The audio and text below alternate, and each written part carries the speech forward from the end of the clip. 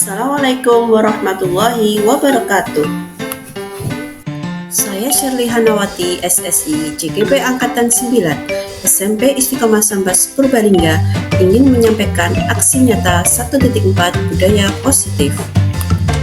Sebelumnya, saya ingin menyampaikan perubahan paradigma teori kontrol. Ilusi guru mengontrol murid, ilusi bahwa kritik dan membuat orang merasa bersalah dapat menguatkan karakter, ilusi bahwa semua penguatan positif, efektif, dan bermanfaat, ilusi bahwa orang dewasa memiliki hak untuk memaksa. Dari paradigma teori kontrol tersebut, kita beralih kepada budaya positif. Budaya positif dapat mendukung pembelajaran yang positif sehingga tercipta suasana belajar yang aman, nyaman, dan menyenangkan tanpa ada beban dan tekanan. Hal ini karena kesadaran muncul dari dalam diri murid sendiri. Suasana positif akan menciptakan karakter positif dan menjadi budaya positif di sekolah. Latar belakang dari aksi nyata yang saya lakukan adalah tujuan mulia dari disiplin positif itu sendiri, agar terbentuk murid-murid yang berkarakter, berdisiplin, santun, jujur, peduli, bertanggung jawab, dan merupakan pembelajar sepanjang hayat sesuai dengan standar kompetensi lulusan yang diharapkan. Dalam rangka menciptakan lingkungan positif, maka seluruh warga sekolah dan pemangku kepentingan perlu saling berkolaborasi, mendukung, menghayati, dan menerapkan nilai kebajikan universal yang telah disepakati bersama. Untuk dapat menerapkan tujuan mulia tersebut, maka seorang pemimpin pembelajaran harus memiliki jiwa kepemimpinan sehingga dapat mengembangkan sekolah dengan baik agar terwujud suatu budaya sekolah yang positif sesuai dengan standar kompetensi pengelolaan yang telah ditetapkan. Tujuan dari aksi nyata ini adalah menumbuhkan budaya positif di lingkungan sekolah, melaksanakan kesepakatan kelas dan sekolah secara konsisten, mengembangkan nilai-nilai profil pelajar Pancasila pada diri murid dalam kegiatan pembelajaran, melakukan kegiatan pembiasaan murid untuk mengimplementasikan nilai-nilai profil pelajar Pancasila. Tolak ukur aksi nyata yang saya lakukan adalah yang pertama, terlaksananya diseminasi budaya positif di sekolah. Yang kedua, terbentuknya keyakinan kelas melalui kesepakatan kelas yang sudah dibentuk oleh guru dan murid dan dipasang pada papan informasi kelas. Yang ketiga, menjalankan secara konsisten keyakinan kelas atau sekolah yang sudah terbentuk. Yang keempat, peserta didik dapat mengaplikasikan nilai-nilai profil pelajar Pancasila secara sadar dan berkesinambungan dalam proses belajar. Yang kelima, terlaksananya metode segitiga restitusi dalam pecahan masalah. Yang keenam, murid terlibat aktif dalam kegiatan sekolah dengan secara sadar mengamalkan nilai-nilai profil pelajar Pancasila sehingga tercipta pembelajaran yang menyenangkan dan berpihak kepada murid. Langkah-langkah yang akan saya lakukan pada aksi nyata berikut ini adalah yang pertama, koordinasi dengan kepala sekolah untuk sosialisasi budaya positif ke warga sekolah. Yang kedua, melaksanakan sosialisasi budaya positif kepada seluruh warga sekolah, meliputi kepala sekolah, guru, murid, dan tenaga kependidikan terkait disiplin positif, nilai universal, teori motivasi dan hukuman, restitusi keyakinan kelas, kebutuhan dasar manusia dan dunia berkualitas, 5 posisi kontrol, dan segitiga restitusi. Yang ketiga, tersusunnya kesepakatan kelas atau sekolah dan tertempel di kelas masing-masing. Yang keempat, sosialisasi keyakinan sekolah pada wali murid melalui pertemuan Ahad pagi dan buku panduan sekolah. Penerapan segitiga restitusi dalam menangani permasalahan murid. Dan yang terakhir adalah pembiasaan budaya positif di sekolah. Dukungan aksi nyata yang saya perlukan adalah yang pertama, dukungan kepala sekolah. Yang kedua, kerjasama seluruh warga sekolah, guru, wali kelas, BK, murid, serta tenaga kependidikan. Yang ketiga, partisipasi aktif orang tua di rumah dan membiasakan budaya positif. Yang keempat, sarana prasarana untuk menempel keyakinan sekolah dan kelas, serta cetak buku panduan sekolah. Bismillahirrahmanirrahim. Assalamualaikum warahmatullahi wabarakatuh. Gimana Bapak Ibu guru semuanya sehat? Semangat ya Pak Guru dan Bu Guru. Siap tapi tetap semangat. Biar semangat kita menggunakan tagline kita ya. Masih ingat nggak? Apa coba?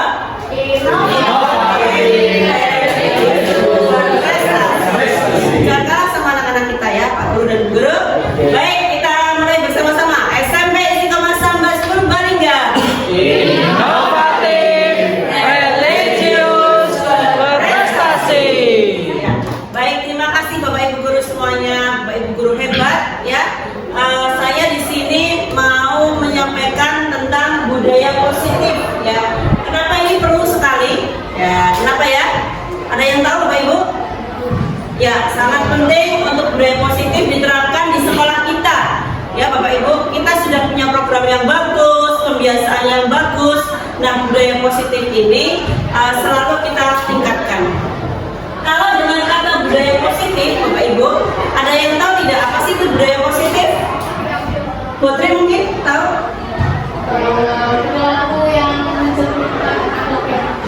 Perilaku yang mencerminkan anak yang baik. Bagus. Pak Amin, apa itu budaya positif? Perilaku yang baik. Berarti di sini garis bawahnya adalah perilaku yang baik. Baik, Bapak Ibu guru. Kita lanjut ya. Apa sih yang akan kita pelajari di sini? Dalam disiplin positif, ya. Di sini kita akan belajar tentang teori makna disiplin, kemudian ada teori motivasi, 5 posisi kontrol, nilai-nilai kebajikan universal, kemudian segitiga restitusi, dan 5 kebutuhan dasar manusia. Kenapa ini sangat berkaitan dengan budaya positif? Karena 6 aspek ini ya, ada 6 nanti akan kita bahas ya Bapak Ibu guru. Itu semuanya berkaitan dengan budaya positif yang nanti akan diterapkan di sekolah kita.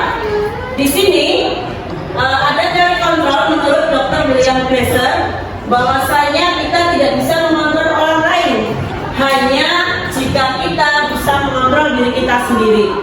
Ya, di sini peran guru sangat penting ya Bapak Ibu guru. Kemudian semua perilaku itu memiliki tujuan. Ini berkaitan dengan teori motivasi. Kemudian ada model berpikir yang menang-menangan, kolaborasi dan konsensus menciptakan pilihan-pilihan baru. Kemudian ada realitas bisa berbeda ketika kita berusaha memahami pandangan orang lain tentang dunia. Nah, disiplin. Nah, di sini apa itu makna disiplin di sini? Mungkin bisa kita lihat makna disiplin adalah belajar kontrol diri kita ya di sini. Bisa kita lihat. Nah, di sini. Belajar kontrol diri dengan menggali potensi kita agar mencapai tujuan mulia. Jadi disiplin itu adalah untuk mencapai tujuan mulia, yaitu sesuatu menjadi seseorang yang kita inginkan berdasarkan nilai-nilai yang kita hargai atau nilai-nilai kebijakan universal. Lanjut, deh. Nah, di sini. Nah, di sini tadi disiplin. Apa itu disiplin, Bapak Ibu? Udah ya? Bisa dibaca, itu sudah saya tampilkan di situ. Disiplin dimaknai menjadi sesuatu yang dilakukan seseorang pada orang lain untuk mendapatkan kepuasan.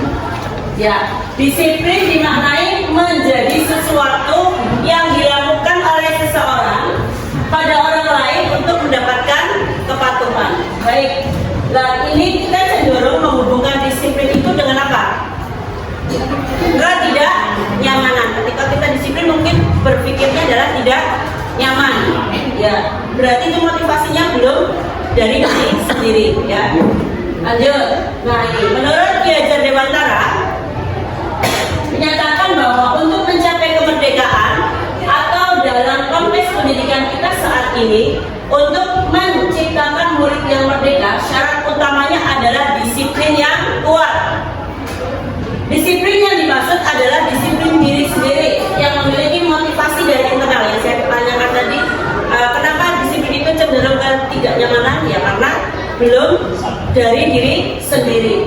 Kemudian jika kita tidak memiliki motivasi internal, maka kita memerlukan pihak lain untuk mendisiplinkan kita, atau motivasi eksternal karena berasal dari luar, bukan dari dalam diri kita sendiri. Contoh kecilnya saja, kita ketika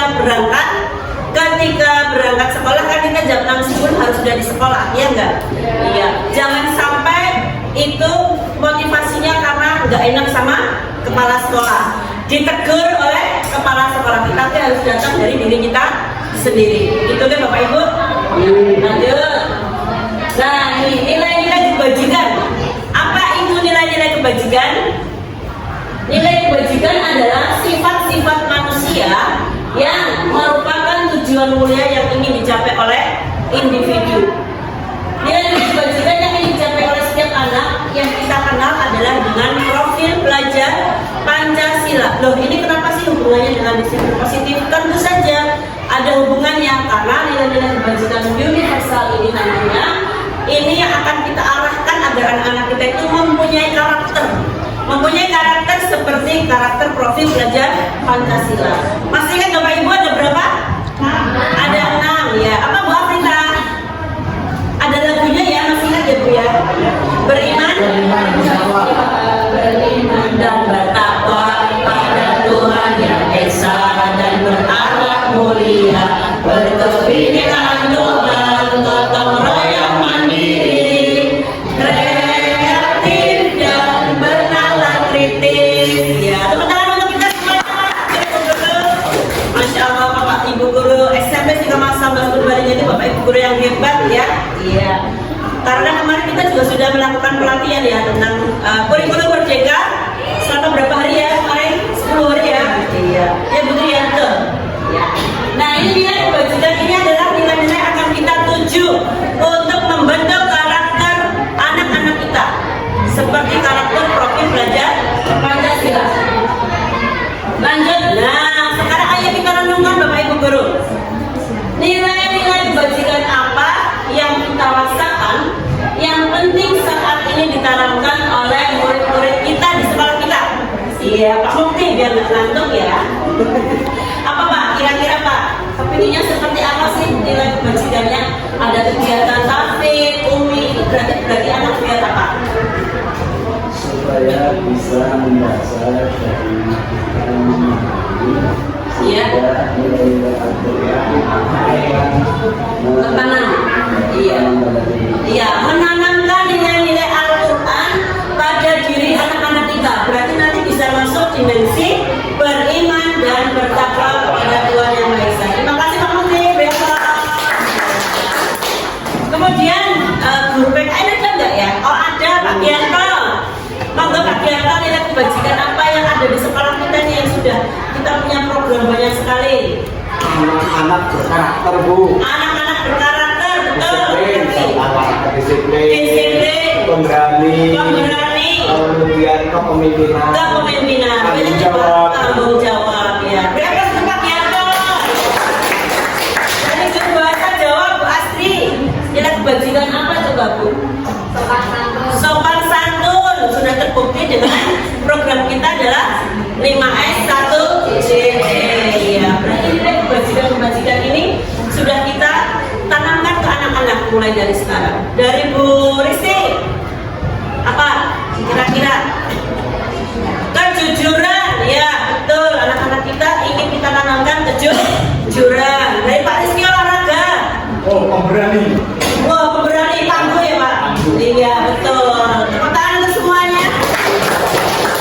Iya, jadi kita sudah merasakan nilai kebajikan apa yang ingin kita tanamkan kepada murid-murid kita. Ada dia Bapak Ibu guru.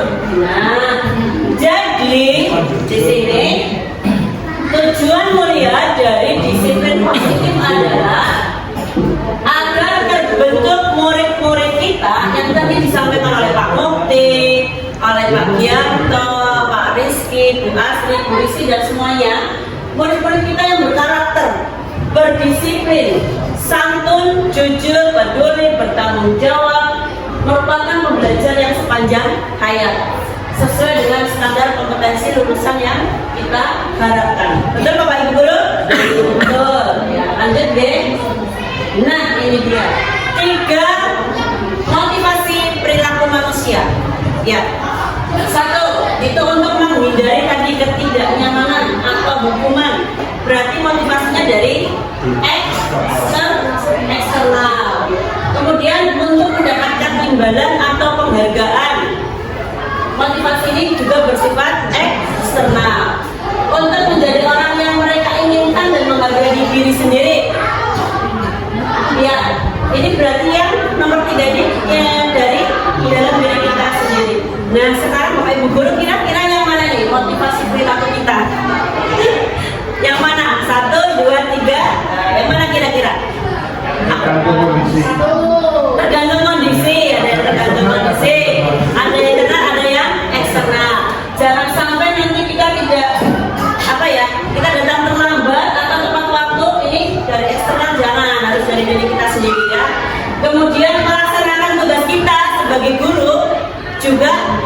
dari diri kita.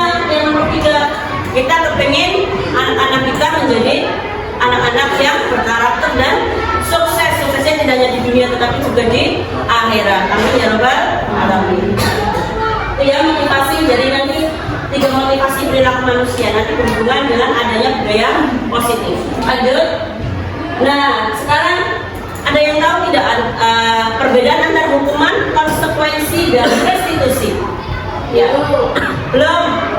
Ya. Hukuman. Nah, ini bisa dibaca. Hukuman itu bersifat tidak terencana atau tiba-tiba. Tadi pagi saya sempat menyampaikan anak-anak ada yang disuruh ke depan, itu bukan menghukum, tetapi bagian dari sanksi atau konsekuensi. Nah, ini kalau hukuman berarti dia datangnya tiba-tiba.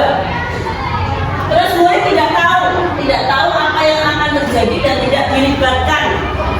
Hukuman ini diberikan bisa berupa fisik maupun psikis ya. Murid anak disakiti oleh suatu perkataan atau perbuatan. Jadi hati-hati jangan bullying ya Bapak Ibu. Ya. Kemudian konsekuensi dulu atau sanksi. Ini beda, sanksi sama hukuman berbeda ya. Konsekuensi itu sama dengan sanksi. Itu berarti sudah terencana. Kemudian sudah disepakati. Berarti melalui apa kalau konsekuensi dan sanksi? Adanya apa? Kalau di sekolah kita, keyakinan kelas. Nanti ada hubungannya juga di belakang. Jadi konsekuensi atau sanksi ini sudah terencana, sudah disepakati.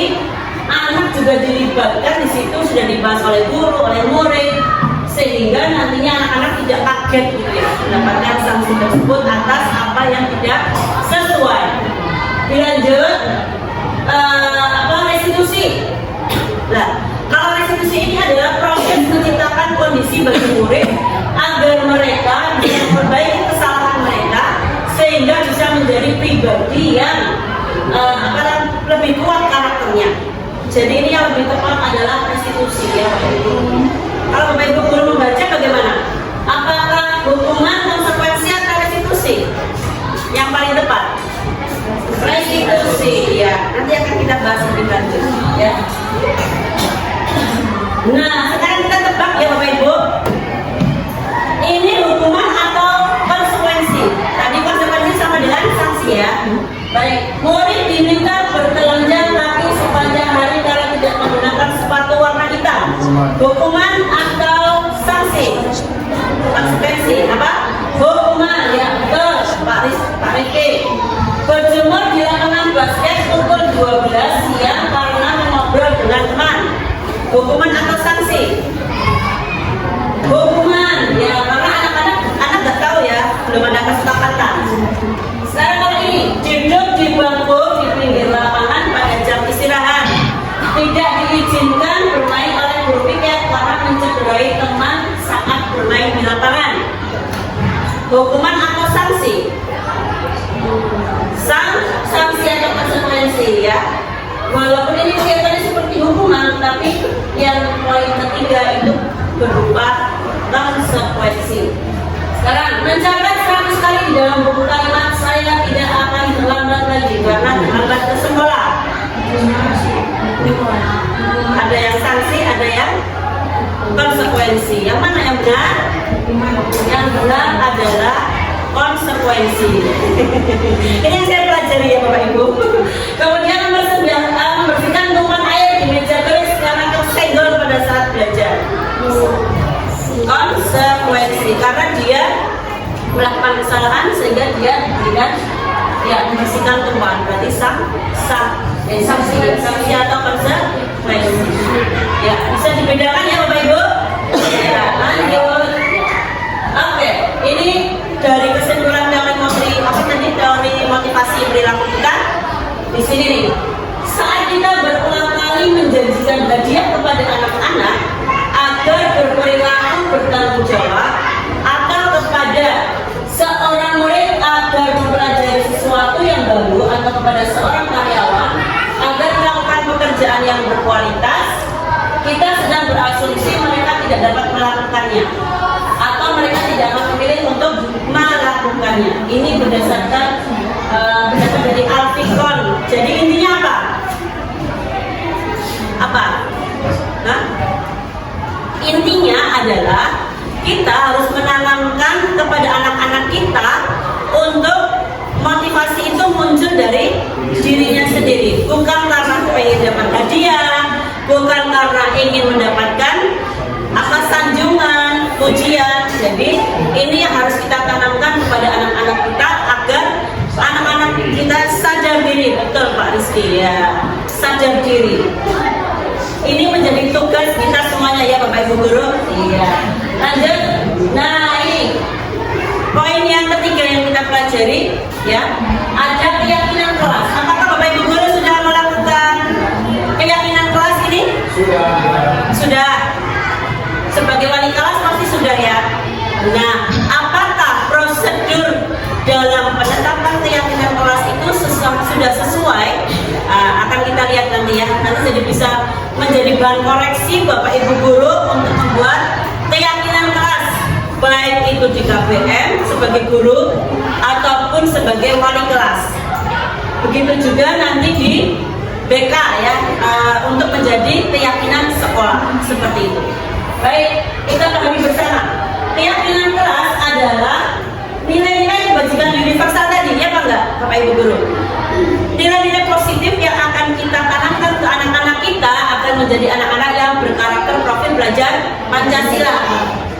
Nah, di situ terlepas dari suku, agama, bahasa. Kemudian keyakinan kelas juga dibuat secara bersama-sama dengan siswa. Coba Bapak Ibu Guru dikoreksi, direfleksikan. Kemarin ketika menyusun keyakinan kelas, apakah Bapak Ibu Guru sesuai dengan pendapat anak atau langsung Bapak Ibu Guru sendiri yang menentukan? Coba dari Putri dulu. Dari anak-anak. Putri, Bu Vicky. Kesepakatan kedua belah pihak, guru dan murid. Bu Ain membuat kesepakatan KBM. Ya. Itu dari anak-anak sendiri apa?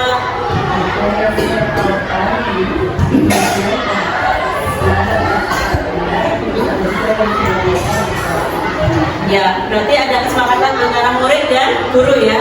Bu Alfi, di pelajaran tafsir ada kesepakatan enggak pelajaran tafsir? Ada, ya sudah disepakati bareng-bareng ya. Baik, Bu Dea, dia dulu ya, ini anak Bu Dea kan paling kelas ya. Bu Dea ya, ya.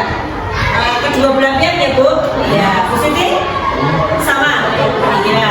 Bu Asri sepakati, Bu Risti, ya. Pak Rifki disusun bersama-sama. Pak Amin, Pak Kiarto, Pak Rizky, kedua belah pihak susun bersama, sepakati bersama. Bagus, luar biasa, tepuk tangan. Baik, itu sudah bagus. Nanti kita refleksikan kembali. Keyakinan kelas dibuat secara bersama-sama, mempunyai nilai-nilai kebajikan yang kita percaya. Nah, sekarang ini keyakinan kelas itu harus seperti apa sih? Nah, satu harus bersifat lebih abstrak daripada peraturan, yang lebih rinci dan konkret. Kemudian berupa pernyataan-pernyataan universal. Terus keyakinan kelas itu dalam bentuk yang kita garis bawahi yang positif. Contohnya bagaimana? Tidak boleh datang terlambat. Berarti kalimat positifnya adalah betul, datang tepat waktu. Itu contohnya. Dilarang makan di dalam kelas. Berarti boleh makan di luar kelas gitu ya. Seperti itu ya. Jadi tidak boleh ada kata-kata tidak boleh ataupun dilarang. Jadi kalimatnya harus positif. Kemudian keyakinan kelas hendaknya tidak terlalu banyak. Kalau kebanyakan nanti anak-anak susah untuk mengingatnya. Betul Bapak Ibu Guru? Ya. Kemudian keyakinan kelas harus sesuai dengan yang bisa kita terapkan di lingkungan kita, sekolah kita. Kemudian warga kelasnya juga berkontribusi untuk membuat keyakinan. Nah, berdasarkan curah pendapat, ya kan? Tadi yang disampaikan kan bareng-bareng ya, berarti berdasarkan curah pendapat.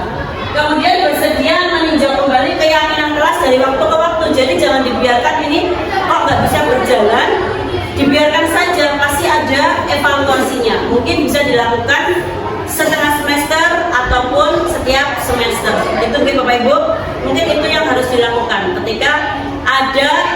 keyakinan kelas yang belum bisa berjalan. Ya, kemarin ini saya praktekkan Bapak Ibu, saya tularkan ke Bapak Ibu, mudah-mudahan bisa bermanfaat bagaimana cara menyusun keyakinan kelas. Ya. Nah, ini kemarin kami mempraktekkan keyakinan kelas. Bagaimana cara yang pertama? Satu ini guru yang pertama ini guru memberikan kesempatan kepada siswanya untuk menuangkan ide, pikiran ya. Apa sih keyakinan yang mau kita sepakati? Contohnya tadi, tidak boleh datang terlambat atau boleh dengan menggunakan papan plano. Anak menuliskan di situ, ditambah-tambah di bagian depan. Nanti kita cek satu-satu, dibahas bareng mana yang akan kita sepakati. Gitu. Itu langkah yang pertama. Kemudian langkah yang kedua, Bapak Ibu, setelah anak-anak memilih kesepakatan tadi, kita cek apakah kalimat tersebut sudah menggunakan kalimat yang positif. Tadi yang saya sampaikan, tidak boleh datang terlambat, berarti harus datang tepat waktu. Tidak boleh menyontek waktu ulangan, berarti jujur dalam mengerjakan ulangan. Itu contohnya ya, itu langkah yang kedua. Kemudian langkah yang ketiga, kita sebagai guru harus tahu nilai kebajikan apa yang akan kita terapkan dalam keyakinan kelas. Jadi misalkan datang tepat waktu, berarti nilai kebajikannya apa Bapak Ibu? Disiplin, betul. Itu langkah yang ketiga. Jujur dalam mengerjakan ulangan, berarti nilai kebajikannya apa? Kejujuran, kemudian bisa juga tanggung jawab, kemandirian bisa juga. Nah itu bisa kita lakukan. Jadi jangan hanya asal membuat keyakinan kelasnya tapi tidak punya tujuan. Jadi harus ada nilai-nilai kebajikan universalnya.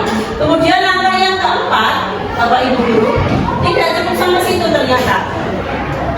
Nih, ada analisisnya seperti ini mungkin yang sudah saya lakukan kemarin. Datang tepat waktu tampak seperti ini, tapi tidak tampaknya adalah lawannya, jadi datang terlambat. Seragam lengkap dan rapi, berarti seragam tidak lengkap dan tidak rapi. Kemarin kami praktekkan di situ bersama dengan rekan-rekan guru di seluruh Kabupaten Purbalingga untuk menerapkan keyakinan kelas dan seterusnya. Contohnya berbicara sopan dan santun, berarti tidak tampak seperti tidak memiliki etika. Jadi kita benar-benar menganalisis keyakinan kelas kita itu sudah sesuai tidak dengan nilai kebajikan yang akan kita tuju. Kemudian menggunakan metode Y. Nah, setiap yang teman-teman kemarin menggunakan kelas 8A, tapi mudah-mudahan sesuai ya Bu Risti ya. Di sini terlihat ketika menghargai pendapat orang lain, berperilakunya berarti senyum, sapa, siap bertemu siapapun ya. Di situ terdengar mengucapkan salam seperti yang program kita 5S1 JT ya. Situ ya. Berbagi ketika memiliki sesuatu, meminta izin jika pinjam barang teman, itu terlihat seperti apa, mungkin tidak mau berbagi gitu ya. Berarti di sini berperilakunya adalah berbagi dengan yang lain. Ternyata analisisnya seperti itu Bapak Ibu guru. Jadi tidak hanya sekedar kita membuat keyakinan kelas terus ditempel sudah. Jadi ada prosesnya. Mungkin ini yang akan bisa kita evaluasi bareng-bareng supaya nanti bisa membentuk budaya positif anak-anak kita. Begitu ya Bapak Ibu? Setuju? Setuju. Baik, lanjut. Ya, ini materi yang berikutnya. 5 kebutuhan dasar manusia. Nah, coba Bapak Ibu guru resapi lagi. Mana ini yang sesuai dengan kebutuhan kita? Apakah semuanya? 1. Kebutuhan bertahan hidup ya? Iya. Makan, ya kan? Contohnya. Kemudian tempat tinggal dan yang lainnya. Kedua, kasih sayang dan merasa diterima. Iya. Apa contohnya? Apa? Dihargai. Ya, betul. Kemudian 3, kebebasan. Contohnya bebas berinovasi, bebas berpendapat, betul. Kemudian yang keempat, kesenangan. Ya, mencintai pekerjaan, boleh Bu Afrika bagus. Apalagi kira-kira kita juga butuh hiburan ya Bapak Ibu. Iya. Piknik ya, ya outdoor gitu ya. Ya. Kemudian penguasaan akan sesuatu. Iya. Ilmu yang akan kita dapatkan mungkin bisa melalui pengembangan kompetensi, bisa IHT dan yang lainnya. Kemudian kita dari 5 dasar kebutuhan hidup ini, ya, kita akan melakukan perubahan perilaku positif. Dapat dimulai dengan mencari solusi dengan cara yang positif juga. Jangan sampai kita karena kebutuhan dasar itu harus terpenuhi, maka kita akan menggunakan cara-cara yang tidak baik. Ya Bapak Ibu. Iya, harus sesuai dengan karakter, harus sesuai dengan budaya positif. Lanjut. Nah, di sini anak-anak kita juga mempunyai kebutuhan 5 dasar itu tadi. Di sini disampaikan bahwa murid kita juga mempunyai gambaran dunia yang berkualitas. Tentunya sebagai guru kita ingin memasukkan hal-hal yang bermakna dan bernilai, kebajikan hakiki ke dalam dunia berkualitas mereka. Ini tugasnya guru, tugasnya kita semua, membangun interaksi yang memberdayakan dan memerdekakan murid. Maka murid yang meletakkan dirinya sendiri sebagai individu yang positif dalam dunia berkualitas, karena mereka menghargai nilai-nilai kebajikan. Jadi anak-anak kita biar memahami nilai-nilai kebajikan apa yang akan kita peroleh atau kita terapkan, kita tanamkan kepada anak-anak kita. Ya, baik. Di sini nanti 5 posisi kontrol yang akan kita pelajari. Ada yang mau ditanyakan dulu, Bapak Ibu sampai sini? Paham ya? Arahnya adalah tadi kita bisa mengarahkan anak-anak kita ketika membuat keyakinan kelas dengan menggunakan nilai-nilai kebajikan universal. Kita lanjutkan ya Bapak Ibu. Baik, biar tidak jenuh, ya lagi lah ya. Ya, yang tadi yang tagline kita, ya biar semangat. Jadi kan jatuh semangat banget ini ya. SMP kelas 11 Purbalingga.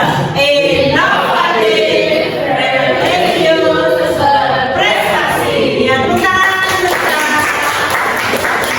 baik Bapak Ibu, lanjut ya ke sini teori kontrol. Ya, ini menurut Glaser ada 5 posisi kontrol yang diterapkan oleh seorang guru. Ayo kita refleksikan Bapak Ibu, kita itu posisi kontrolnya biasanya sebagai penghukum, pembuat rasa bersalah, sebagai teman, sebagai pemantau, atau sebagai manajer. Iya, yang mana ya? Kira-kira kebanyakan kita itu sebagai apa sih selama ini? Nah, teman, yakin. Penghukum, sering. Iya kan enggak? Apalagi, iya. Terus membuat rasa bersalah, sering. Jalannya teman kayaknya ya. Apalagi kalau menghadapi anak-anak yang mungkin sedang spesial kasus ya. Itu. Kemudian teman, ya jarang. Kemudian pemantau dan manajer ini. Nah, ayo mari kita refleksikan diri kita. 5 posisi kontrol sebagai guru itu yang mana yang benar? Ya. Satu penghukum berarti menggunakan hukuman fisik maupun verbal dengan kata-kata kamu itu salah, kemarin kamu naik motor gitu ya. Ya jika senyum-senyum ini ya. Ya. Kemudian orang-orang yang menjalankan posisi penghukum itu mengatakan bahwa sekolah ini peraturannya tidak boleh menggunakan motor misalkan, itu ya. Itu penghukum. Kemudian yang kedua, membuat rasa bersalah. Nah, kamu sih dibilangin berkali-kali, gitu ya kata-katanya. Itu kata-kata apa tuh? Verbal ya. Kamu nggak kasihan dengan orang tua kamu. Nah, bisa bersalah banget nih. Orang tua sudah apa? Banting tulang, ya, membiayai sekolah, begitu deh Bapak Ibu. Nah, ini membuat rasa bersalah. Dan teman, tolonglah bantu Pak Guru dan Bu Guru supaya nanti Pak Guru Bu Guru tidak mendapatkan sanksi dari Pak Kepala Sekolah. Maka kamu harus tertib di lingkungan belajar, ketika belajar misalkan seperti itu. Berarti dia sebagai teman, seolah-olah sebagai teman. Atau mungkin dengan cara yang lain, gimana sih kamu ketika kamu melakukan kesalahan itu seperti itu. Nah, itu lebih ke teman ya. Kemudian memantau di sini mengadakan catatan, penghitungan ya yang dapat digunakan sebagai bukti perilaku murid-murid kita. Ini biasanya BK ini ya, pemantau ini ya. Kemudian manajer, nah ini posisi di mana guru berbuat sesuatu dengan murid, mempersilahkan murid mempertanggungjawabkan perilakunya, mendukung murid agar bisa menentukan solusinya untuk kedepannya atas permasalahan dia. Nah, itu yang mana, Bapak Ibu? Bu Afrita yang mana? Manajer katanya ya. Kemudian, Bu Dika? Tergantung kondisi dari anaknya. Ya, tergantung kondisi dari anaknya seperti apa. Bu Ai? 2/3 buat rasa bersalah dan teman. Ya, Pak Musli, dan gini kalau Pak Ustadz beda ya. Pak Ustadz kayaknya manajer ini. Bagaimana Pak Mukti? Ya nomor 3 sebagai teman. Nah, Masya Allah. Bu Adri? Pernah sebagai? 2 pernah. Mana? 5 pernah. Iya. Baik. Yang paling baik itu yang mana Bapak Ibu? Menurut Bapak Ibu? Nomor 5. Ya, mudah-mudahan kita nanti bisa posisi kita sebagai guru bisa sebagai manajer. Jadi tidak hanya menyalahkan anak, ya, tapi dia itu bisa apa ya namanya? Kita ajak diskusi untuk menemukan solusi dari permasalahan mereka. Itu ya. Lanjut. Oke, ini posisi kontrol. Nah, ini tadi. Ini yang gini. Ya, guru berbuat apa coba kalau posisi kontrolnya sebagai penghukum? Menghardik, menunjuk-nunjuk, menyakiti, menyindir, itu penghukum ini. Kita kalau suka nyindir berarti penghukum ya. Setelah sekarang buat rasa bersalah, buat ceramah seharusnya begini-begini, ibu kecewa. Nah, kemudian sebagai teman membuat alasan-alasan untuk muridnya. Iya, Pak Guru itu ngerti lah. Kamu itu kayak gitu tuh kan karena ini, misalkan. Begitu ya. Kemudian kalau sebagai pemantau berarti memperhitungkan dan mengukur. Kalau sebagai manajer berarti mengajukan pertanyaan-pertanyaan. Kemudian ini kalau kamu tidak melakukannya, awas ya, rasakan. Nah, ini berarti menghukum. Ya, ini di sini kaitannya dengan dunia berkualitas. Kalau sebagai penghukum berarti murid meletakkan guru itu di luar dunia berkualitas, ya Pak enggak? Kita sudah di apa namanya? Dicap ya guru yang paling ya, gitu ya. Ya, siapa itu? Baik, kemudian buat orang merasa bersalah, murid meletakkan guru itu di dalam dunia berkualitas mereka.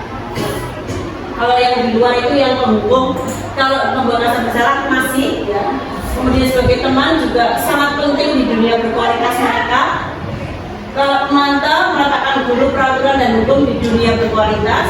Kemudian kalau manajer berarti sebagai individu yang positif. Kita harapkan seperti itu. Sebagai individu yang positif dalam dunia berkualitas mereka. Jadi nanti bisa Bapak Ibu cermati ini kalimat-kalimat posisi kontrol kita sebagai guru ini sangat penting Bapak Ibu guru. Tadi yang kita garis bawahi adalah yang dalam kelas, kemudian posisi kontrol guru ya sebagai penghukum buat orang bersalah, teman, pemantau dan manajer. Ya, bisa dipahami Bapak Ibu? Oke, lanjut. Ya. Nah, inilah yang namanya segitiga restitusi. Apa itu segitiga restitusi? Yaitu cara atau langkah-langkah yang harus kita lakukan ketika kita menghadapi persoalan anak itu ada 3 tahap ini segitiga restitusi. Yang satu, menstabilkan identitas. Jadi begini, setiap orang itu pasti pernah melakukan kesalahan yang sama. Kamu bukan satu-satunya orang yang melakukan kesalahan itu. Gitu. Jadi ada 3 langkah. Nanti ini bisa digarisbawahi oleh Budika sebagai guru BK, wali kelas kalau menangani anak-anak. Ini harus kita tanamkan. 1, menstabilkan identitas. Ya. Jadi kita harus bisa memvalidasi dulu. Menstabilkan identitas anak dulu. Jadi ketika memanggil anak, kenapa kamu melakukan itu? Gitu ya. Oh, seperti itu alasannya. Jadi jangan sampai kita itu waktu dulu nggak mau tahu alasannya. Jangan seperti itu. Ya, itu tahap yang pertama. Jadi mungkin agak sedikit membenarkan dulu, ya, supaya dia itu apa ya namanya bisa menuangkan segala curhatannya, gitu, sehingga nantinya kita bisa lebih bisa mencari solusinya seperti itu. Itu yang pertama. Yang kedua, validasi tindakan yang salah. Kamu alasannya apa melakukan hal tersebut? Misalkan ketika datang terlambat, karena saya bangun kesiangan, Bu. Loh, kenapa kamu banyak bangun kesiangan? Karena saya banyak main HP. Nah, di sini validasi tindakannya adalah, oh seperti itu. Apakah ada cara yang lebih efektif lagi biar kamu nggak datang terlambat? Nanti si anak akan berpikir, oh iya, ada cara yang lebih efektif. Berarti saya harus bisa mengatur waktu main HP sehingga saya tidak datang terlambat ke sekolah. Itu langkah yang kedua, Bapak Ibu. Jadi ini harus dipahami benar-benar ketika kita ingin menyelesaikan masalah anak-anak kita. Kemudian yang ketiga, menanyakan keyakinan. Nah, dengan cara apa? Mungkin bisa dengan kamu tahu tidak keyakinan kelas kita? Ada terlambat tadi, datang tepat waktu gitu ya misalkan. Berarti ada nggak keyakinan kelas yang sudah kamu langgar? Ada, Bu. Apa kira-kira? Datang tepat waktu. Nah, itu sudah betul. Nah, itu kita berarti dalam kasus ini kita sudah langkah ketiga, menanyakan keyakinan. Kemudian lanjut dengan pertanyaan berikutnya, masih tahap yang ketiga itu, kamu ingin menjadi orang seperti apa setelah ada kejadian seperti ini? Kemudian si anak akan berpikir, kira-kira dalam memecahkan masalah dia datang terlambat itu bagaimana caranya? Nah, itu yang harus kita lakukan, ya, Bapak Ibu Guru. Nanti ada contohnya, Kalau saya buka di sini, kita bisa mensapi bareng-bareng. Salam dan bahagia Ibu dan Bapak Guru hebat. Pada video kali ini kita akan membahas tentang salah satu program disiplin positif yang diterapkan di lingkungan sekolah yang dikenal dengan nama restitusi.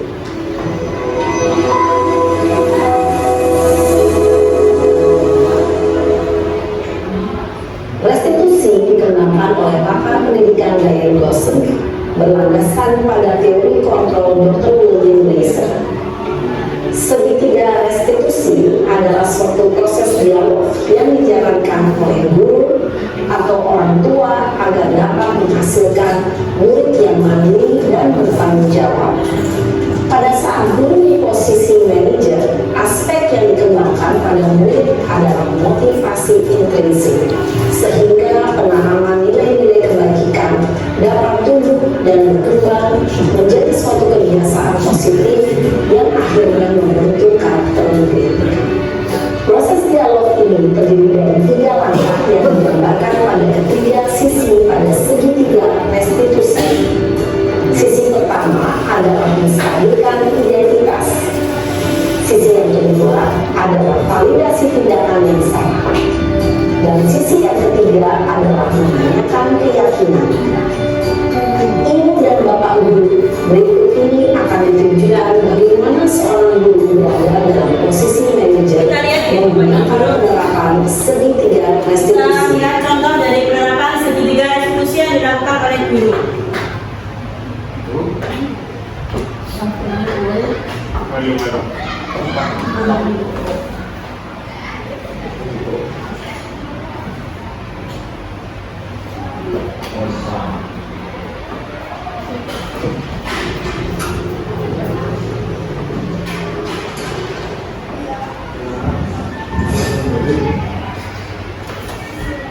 Sini sana. Sudah lama ya di sana. Kenapa hadirnya dari sini? Kesel Pak, kesel banget. Masa aku dikatain pembina Pak? Ya aku marah lah. Aku udah dikatain mereka di depan kelas. Kesel banget. Oh begitu. Ya pasti kamu marah dan kesal. Bapak juga akan marah apabila ada yang menuduh Bapak seperti itu. Dan ini menstabilkan identitas. Kemudian pada saat itu kamu melakukan apa? Ya saya langsung ngatain mereka lah Pak. guru lain. Oh begitu. Pasti kamu melakukan seperti itu karena suatu alasan tertentu, bukan? Iyalah, masa saya diam saja Pak? Ya saya bela diri lah. Masa saya dituntut fitnah? Ya wajar lah. Mempertahankan harga diri itu sesuatu yang penting buat kamu. Untung kamu tidak bergegabah lagi, hanya membentak-bentak. Iya Pak. Justru saya biasa dan hanya membentak saja. Sudah dulu sekarang Pak, saya pasti bela diri lah. Ya pasti ya. Tapi kamu memilih untuk tetap bertahan dan bersabar. Kamu memilih untuk tidak berbuat lebih parah lagi, kan? Iya. Nah, sekarang coba kita lihat lagi tindakan kamu Lalu yang ketiga, yang mentak-mentakkan di kelas. mana yang Tindakan kamu itu kira-kira sesuai dengan keyakinan kelas atau prinsip kamu tidak? Enggak lah Pak. Capek Pak jadi pengarang. Jadi keyakinan atau prinsip mana yang kurang sesuai dengan keinginan kamu? Ya, saya sebenarnya sangat menghargai orang lain. Mungkin saat itu saya menjadi emosi, jadi tidak menunjukkan sikap itu. Kamu meyakini tidak? Menghargai orang lain itu penting buat kamu. Yakinlah Pak. Iya, setuju. Kita harus saling menghargai. Namun, ada juga keyakinan yang kita sepakati yang perlu kita jalankan apabila kita sedang marah, kan? Ya, saya bisa lebih proaktif, mulai dengan diri sendiri. Saya bisa jadi lebih bersabar, mengambil waktu jeda untuk berpikir mau apa selanjutnya. Kira-kira kamu bersedia memperbaiki masalah ini tidak? Bersedia Pak. Kalau kamu memperbaiki masalah ini, kamu akan menjadi orang seperti apa? Saya akan menjadi orang yang bertanggung jawab kali ya Pak. Dan senantiasa proaktif. Iya, menurut kamu bagaimana rasanya menjadi orang seperti itu? Ya nyaman lah, bangga bisa bersabar dan menahan diri. Baiklah kalau begitu. Yuk kita pikirkan bagaimana memperbaiki masalah ini. Nah, itu tadi ya Bapak Ibu yang kita praktekkan dalam segitiga restitusi. Jadi tadi ada 3, apa saja Bapak Ibu? 1, menstabilkan identitas. 2, menvalidasi tindakan. Yang ketiga, ya apa? Menanyakan keyakinan. Ya. Kemarin saya juga sudah praktek Bapak Ibu dengan salah satu anak. Alhamdulillah berkat bantuan dari Bapak Ibu juga nih.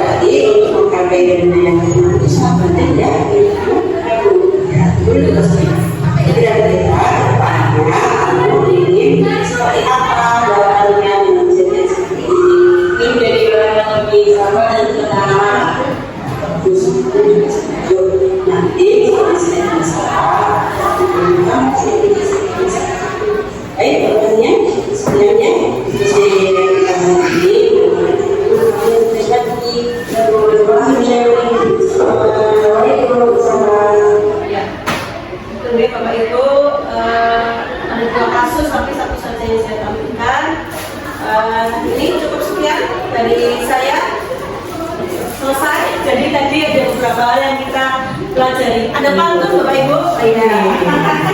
Cakap gitu ya nanti ya. Ya, beli batik di rumah Sasa. Motivatif asrak yang paling berharga. Selalu baik dan ramah kepada anak. Cakep. Ya, karena anak adalah amanah yang harus kita jaga. Cakep. Mudah-mudahan kita bisa menerapkan budaya positif di sekolah kita. Tadi ada nilai apa satu yang tadi? Teori motivasi, ya, teori motivasi. Kemudian yang kedua ada nilai-nilai kebajikan universal, keyakinan kelas, ya Bapak Ibu. Kemudian kebutuhan dasar manusia. Kemudian 5 kontrol guru dan segitiga restitusi. Ya, baik. Dari sini ada yang mau ditanyakan mungkin Bapak Ibu guru? Oh ya, dari Budika, silakan Budika, yang kelas Budika. Oke, Bu, ingin bertanya. Tadi kan ada bahas terkait restitusi. Restitusi itu kan proses menciptakan keadaan bagi murid untuk memperbaiki kesalahan.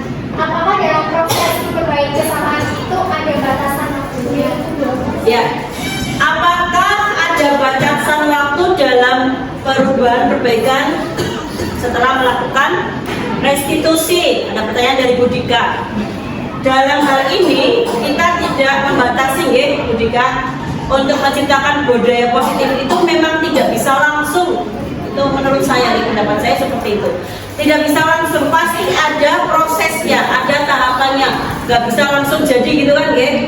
Kita menanamkan karakter anak-anak kita kan nggak dalam 1 hari. Harus dengan pembiasaan. Jadi dengan menerapkan segitiga restitusi ini, perubahan perbaikan budaya positif itu tidak ada batasan waktunya. Kalau menurut saya seperti itu. Mungkin ada Bapak Ibu guru yang berpendapat yang lain? Setuju? Tidak ada batasannya? Iya, setuju, okay? Karena kita menanamkan kebiasaan itu harus berkesinambungan, harus kontinu sehingga tidak hilang dan bisa diterapkan dalam kehidupan sehari-hari. Di sini segitiga restitusi ini bisa membangkitkan anak untuk menyadari akan kesalahannya sehingga mereka bisa kembali ke pribadi yang lebih bertanggung jawab. Seperti itu. Begitu ya Bu Dika? Ya, ada lagi mungkin ini? Bu Melia, bertanya apa Bu Melia?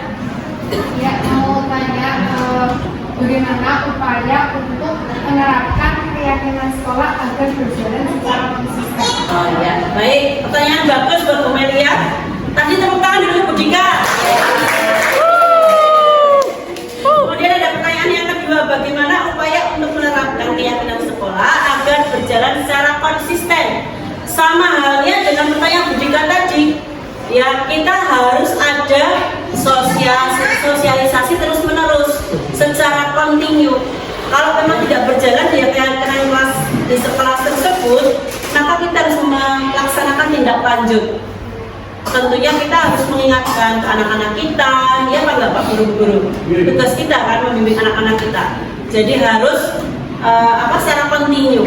Jadi ketika keyakinan kelas itu ya juga tidak bisa langsung berjalan langsung, okay? Jadi harus sosialisasi terus menerus. Begitu pula dengan keyakinan sekolah kita. Begitu nih Bapak Ibu. Cukup sampai sini Bapak Ibu. Tepuk tangan untuk Bu Melia. Baik, cukup sekian dari saya tentang sosialisasi budaya positif. Di sini saya mengajak kepada Bapak Ibu guru semuanya untuk menciptakan budaya positif di sekolah kita, sehingga anak-anak kita menjadi pribadi yang lebih berkualitas dan juga bisa lebih bertanggung jawab akan dirinya sendiri dan memiliki karakter profil belajar Pancasila. Ya, tepuk tangan untuk kita semua. Terima kasih. Mohon maaf apabila dalam penyampaian saya banyak hal-hal yang kurang berkenan dan sudah meluangkan waktu. Terima kasih Bapak Ibu guru semuanya. Saya terima kasih. Kita akhiri dengan bacaan hamdalah. Alhamdulillahirobbilalamin. Wassalamualaikum warahmatullahi wabarakatuh. Terima kasih Bapak Ibu guru semuanya. Assalamualaikum warahmatullahi wabarakatuh. Waalaikumsalam warahmatullahi wabarakatuh. Gimana kabarnya semuanya? Sehat. Oke, guru mau biar kamu lebih semangat pagi hari ini, silahkan tagline kita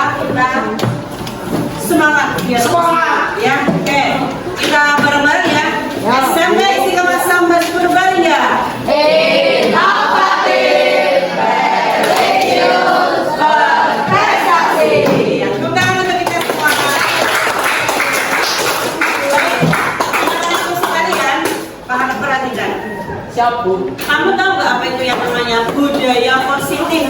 Budaya positif itu kamu tahu nggak? Budaya yang baik. Budaya yang baik, perilaku yang baik, hal-hal yang baik. Oke, kemarin kamu tahu nggak apa itu yang dinamakan dengan keyakinan kelas? Keyakinan kelas yang harus dilakukan oleh kelas. Yang dilakukan oleh Hati. ya, sudah hati pintar. Mas siapa namanya? Anda. Ya, tepuk tangan untuk Anda. Ya. Jadi hubungan antara budaya positif itu dengan keyakinan kelas adalah menyepakati hal-hal baik untuk dilaksanakan di kelas itu. Dan kamu harus ingat bahwasanya budaya positif, keyakinan kelas itu kesadarannya harus dari diri sendiri. Datang tepat waktu nih contohnya. Bukan karena nanti mau dimarahi sama wali kelas atau kepala sekolah atau Bu Serli gitu ya. Tetapi karena kamu memang harus datang tepat waktu. Kemudian apalagi kira-kira menjaga kebersihan misalkan. Berarti itu harus tanggung jawabnya kamu. Menjaga kebersihan adalah tanggung jawab seluruh warga kelas. Nah, itu harus datang dari diri kita sendiri. Itu ya yang harus ditanamkan ya. Iya. Baik, Bu Guru hari ini mau mensimulasikan bagaimana kita akan membuat suatu kesepakatan kelas. Paham? Ya. Bu Guru akan bagikan sticky note ini. Nanti silakan kamu tuliskan apa yang kamu mau. Ya, misalkan tidak boleh datang terlambat, kemudian harus bayar tas dan yang lainnya, boleh. Ya silakan ditulis, ya Mas nih. Nanti kalau sudah silakan ditempelkan di sebelah sana ya. Ya. Siap, Bu. Oke.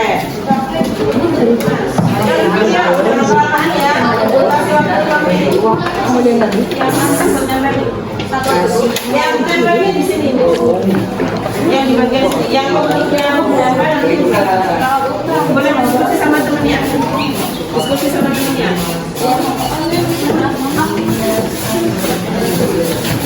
Diskusi dua orang. Mas, aku diskusi sama dua orang Mas. Ya, kita juga boleh. Tiga juga boleh. Boleh sama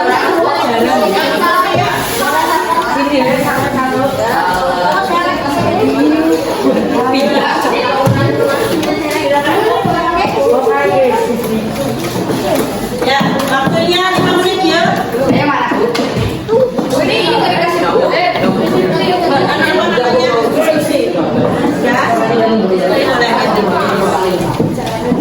Ya, yang sudah silakan.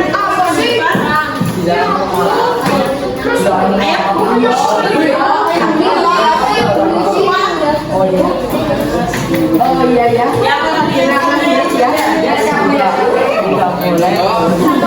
Kita boleh bolos sekolah.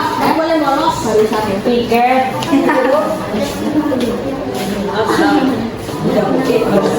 Tiket boleh mana? Nggak boleh kelas.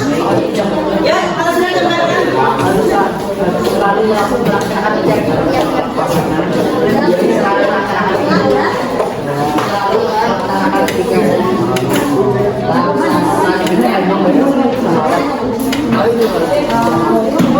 silakan bisa diskusi sama temennya. Ayo kita kepengen apa nih di kelas kita? Kelas kita itu budaya positifnya itu bisa berjalan dengan baik. Anak-anak kelas 7 B atau kelas ini, ya anak-anak di kelas ini biar bisa melaksanakan keyakinan kelas yang berbeda. Ya, yang baik. Hal-hal baik yang kamu inginkan.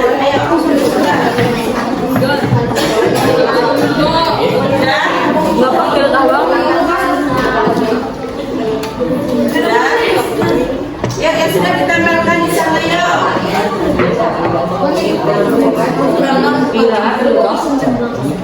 Satu aja. Tiga apa? Lalu sini. Ya, apa tempelkan? Sebelah sini.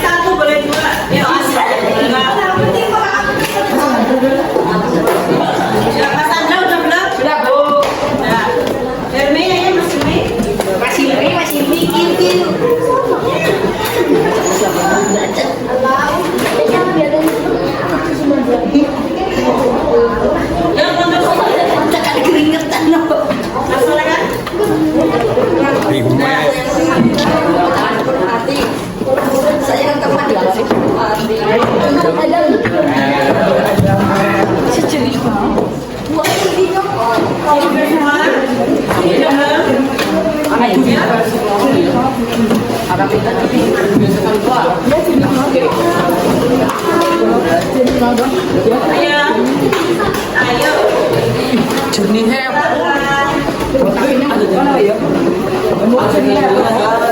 Ikon XR lah. XR ya. Apa tuh ekor? XR apa? Yang lainnya sih. TNR. TNR. Apa tuh XR? Yang sering.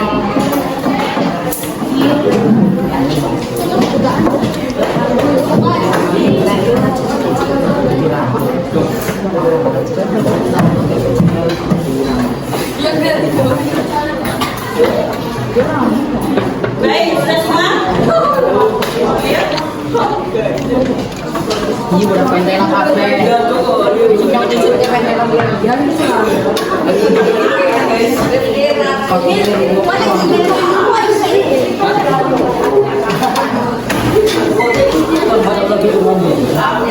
Baik, semuanya sudah ya? Sudah. Kalau begitu, sekarang guru bacakan nanti disepakati apa enggak ya? Ya, boleh. Tidak boleh membohongi teman. Setuju? Tidak boleh membohongi teman. Saya semuanya walaupun itu yang dulu Wajib membayar uang kas. Setuju.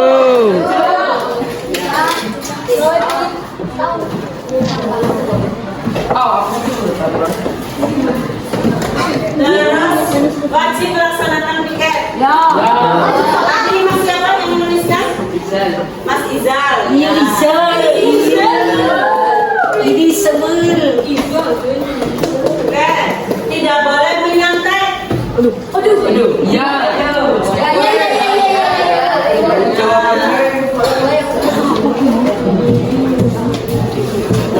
setiap pulang kan aku nyampe.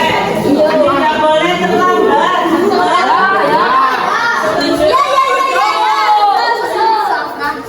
Sofra tidak boleh terlambat.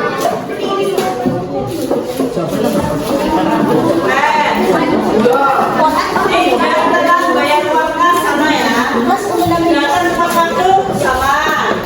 Tidak saling merundung teman sama. Termasuk tidak boleh membuli teman.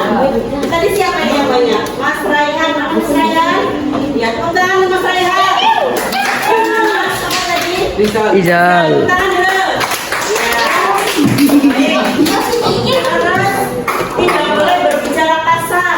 Berarti sama nggak? Enggak. Berarti ini harus ya tidak boleh bicara kasar. Iya. Terus apa lagi? Tidak boleh mencuri. Berarti apa ini? Tidak boleh berpikir sembarangan.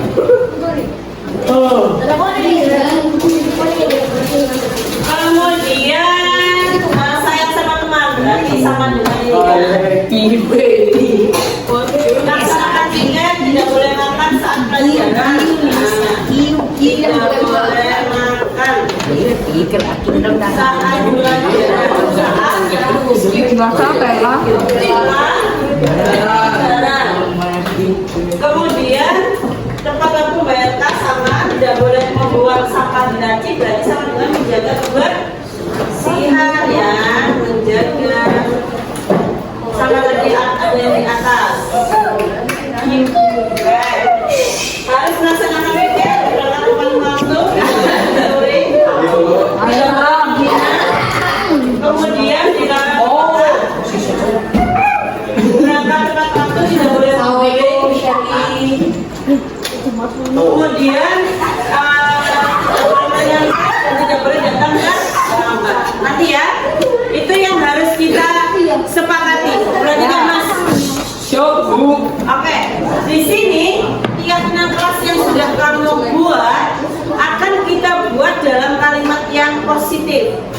Tidak boleh itu harus kita ganti ke ya, kita ubah menjadi kalimat positif, ya Mas. Hello. Ya. Berarti di sini Oleh kipe. keyakinan kelas. Disepakati ya. Tidak boleh membuli teman. Berarti apa? Nah, apa? Berarti kalimatnya apa? Jangan dilarang juga tidak boleh, tidak boleh dan dilarang. Jangan menggunakan kalimat negatif.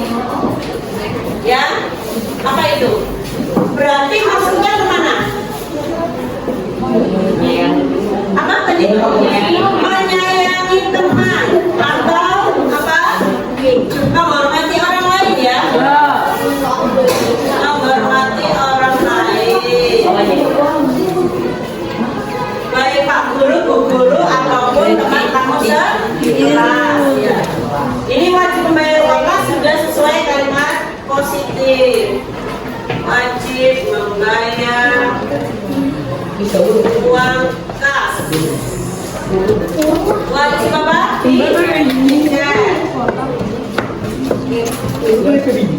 Oh iya, yang tidak boleh datang terlambat kita taruh di atas. Ya. Lagi apa? Ya benar. Datang. Datang tepat waktu. Waktu. Sudah pada berangkat gasik. Oh iya, harus pertama ya. Iya bu. Ini sudah sesuai. Oh musyrik. Datang. Tepat Inisialnya waktu. Inisialnya Terus yang keempat, apa lagi? Tidak boleh mencontek, berarti harus jujur dalam Berangkat Jakarta. ulangan. Terus yang kelima, tidak boleh bicara kasar sama dengan menghormati orang lain. Ya. Tidak boleh mencuri. Ya. Juga sama ya. Masyarakat atau apa? Menghargai barang milik orang lain. harus keluarnya harus dikenal. Iya kayak seperti ini. Nek anak sini keluarnya Ya. Menghargai barang milik orang lain.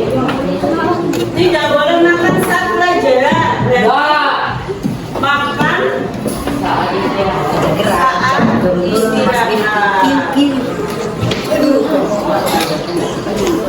Menjaga kebersihan kelas. Ya betul. Termasuk juga ya. Keringet dingin. Menjaga kebersihan kelas. Oke. Kemudian di sini guru melihat semua nih ya. Jadi bisa disepakati ya. Ya. Ya, menolak berangkat itu teman-teman waktu memakai seragam sesuai jadwal. Memakai seragam sesuai jadwal berarti berseragam lengkap. Oke. Ini Google baca semuanya sudah hampir sama semua. Berarti ada berapa kesepakatan kelas kita? Ada 9. Oke. Apakah semuanya sepakat untuk menjalankan keyakinan kelas kita? Sepakat. Ya, sepakat? Oke, sepakat. Baik. Kalau kamu datang tepat waktu, berarti kamu apa? Biar apa? Apa? Iya, betul, Rizal. Tepuk tangan, Rizal.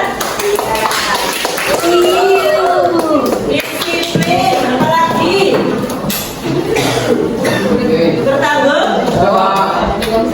Bertanggung jawab.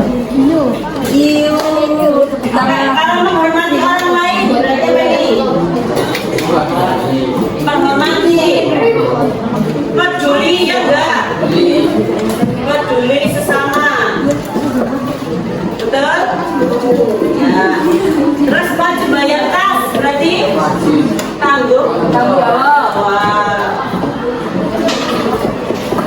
Kalau wajib piket? Tanggung jawab. Tanggung jawab. Jujur ulangan? Tanggung jawab. Kewajiban.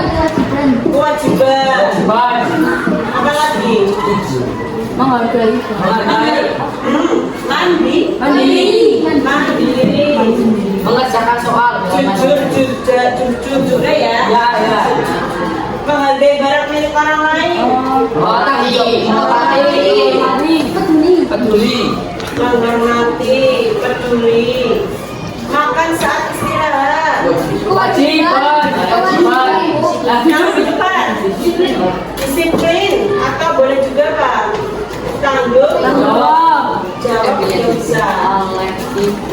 Menjaga kebersihan. Ya, terserah dan lengkap. Kewajiban. Kewajiban. Disiplin ya enggak?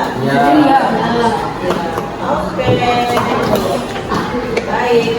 Nah, dari sini ayo sekarang mulai dari sekarang kita semua harus mempunyai dorongan untuk melakukan keyakinan kelas atau keyakinan sekolah yang sudah kita sepakati. Harus dari diri sendiri, tidak boleh dari orang lain. Ketika kamu diminta oleh orang tua kamu, ayo mas ikutan berangkat, itu juga bukan karena orang tua yang menyuruh, tetapi karena kamu sendiri. Bu, aku kepengen datang tepat waktu, aku ingin mengerjakan tugas-tugas dengan tepat waktu, dan ketika ulangan jujur, tidak boleh contekan.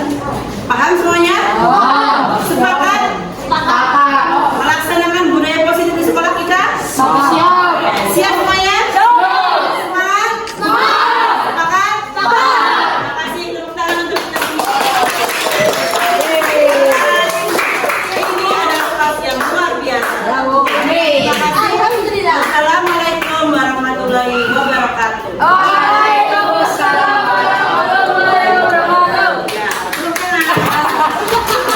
Umpan balik dari rekan sejawat. Assalamualaikum warahmatullahi wabarakatuh. Saya Afrita Arisanti, rekan sejawat Ibu Sherly Hanawati. Bu Sherly telah melakukan aksi nyata diseminasi budaya positif di sekolah kami. Apa yang disampaikan oleh Bu Sherly membuka hati kami, terutama pada keyakinan kelas, 5 posisi kontrol guru, dan juga segitiga restitusi. Hal tersebut menjadikan dasar kita sebagai pendidik untuk dapat membentuk budaya positif di sekolah dengan menanamkan nilai-nilai kebijakan universal kepada murid untuk membentuk karakter profil pelajar Pancasila. Terima kasih Bu Sherly atas ilmu yang telah dibagikan. Sukses terus untuk Bu Sherly di pendidikan guru penggerak. Terima kasih. Wassalamualaikum warahmatullahi wabarakatuh. Assalamualaikum warahmatullahi wabarakatuh. Perkenalkan, saya Dika Kalista Pristania, rekan sejawat dari Bu Sherly Hanawati, CGP Angkatan ke-9. Apa yang disampaikan oleh Bu Sherly Hanawati tentang budaya positif itu sangat relevan dengan tugas saya sebagai guru BK dalam menangani permasalahan peserta didik. Hal ini mengubah pikiran saya bahwa posisi kontrol kita sebagai seorang guru dan bagaimana cara menerapkan segitiga restitusi. Terima kasih Bu Sherly sudah memberikan pencerahan tentang budaya positif. Semoga budaya positif di sekolah kita akan terus meningkat. Terima kasih. Wassalamualaikum warahmatullahi wabarakatuh. Demikian aksi nyata yang saya lakukan. Mudah-mudahan dapat menciptakan budaya positif di sekolah kita. Semangat Bapak Ibu guru hebat. Wassalamualaikum warahmatullahi wabarakatuh.